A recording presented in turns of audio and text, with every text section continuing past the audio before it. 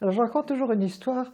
Darius Milhaud était très au fait de ce qui se passait. Il avait dans sa classe tous les jeunes étudiants qui s'intéressaient au domaine musical. Ils allaient chez Darius Milhaud. Donc il y avait Gilbert Ramy, il y avait Paul Méphano, et c'est d'ailleurs Gilbert Ramy qui m'a un petit peu tiré vers le domaine musical. J'étais un peu résistante au début parce que c'était pas du tout la voie où je pensais m'engager. Je n'étais pas très sûr de moi à l'époque. J'avais été plus ou moins baigné de musique ancienne. J'en connaissais beaucoup plus que le nom connaissait en France à l'époque. Et donc, pour moi, c'était encore assez nouveau. Je me souviens d'un des premiers concerts où j'ai été, c'était probablement un des premiers concerts, sinon le premier.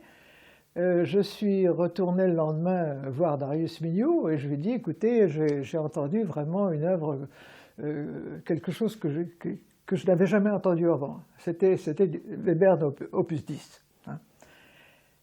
Et il m'a regardé avec une sorte de sourire triste. Et il m'a dit attention, vous allez vous laisser prendre au jeu. Et je n'ai pas compris tout de suite ce qu'il voulait dire. Est-ce que pour lui c'était un jeu dangereux, peut-être, hein? En tout cas, il ne le suivait pas, évidemment. Il avait été d'une autre génération. Mais il s'intéressait beaucoup à tout ce qui s'y passait. Et à tel point d'ailleurs que, bon, vous savez que Darius Milhaud a créé Pierrot Lunaire en France, dans une traduction française. Donc pour célébrer cet anniversaire, il a fait une petite fête chez lui et il a invité Pierre. Et il a invité toutes sortes d'autres amis. Enfin, il y avait Poulenc, il y avait plein de gens que je connaissais, Auric, voilà. Et donc, vous voyez, c'était quelqu'un de très ouvert, mais pour lequel ce n'était pas une voie à suivre encore, hein. Je me suis rendu compte assez vite que c'était vraiment vers le domaine musical que je voulais aller, que c'était là qu'on pouvait espérer être bien joué.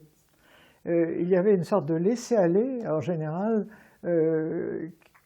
qui me désolait, hein. Et puis surtout, nous étions, tout le groupe de la classe de Darius Milhaud, nous étions un peu considérés comme des dangereux révolutionnaires, et on appelait la musique que nous écrivions cette musique-là. Ça s'appelait cette musique-là. Et oh, tu écris cette musique-là. Ouais, voilà. Et donc, on n'était pas très bien vus, par exemple, à la radio, hein. Mais c'était quand même Pierre qui dirigeait tout, et surtout qui leur faisait connaître cette musique, qui donnait un sens à cette musique, qui leur apprenait à jouer correctement, avec son oreille infaillible. C'était très très important pour ça. J'ai découvert tout Webern. Il a créé l'œuvre entière de Webern en France, qui n'était pas connue, hein.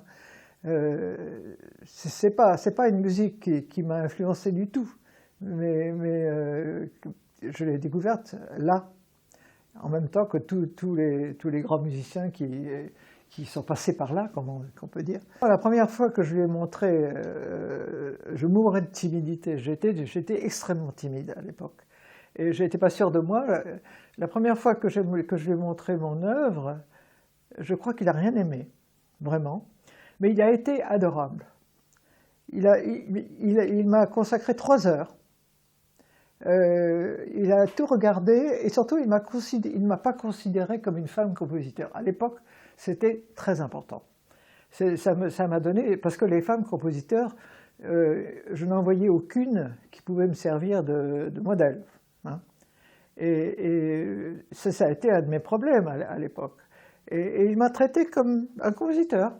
Un compositeur d'ailleurs, on ne disait pas compositrice à l'époque. Et ça a été très important. Il m'a traité en professionnel. Boulez a dit des choses très méchantes sur Messiaen à une époque, notamment sur son harmonie, qu'il trouvait tout à fait datée. Par contre, il s'intéressait beaucoup à sa rythmique.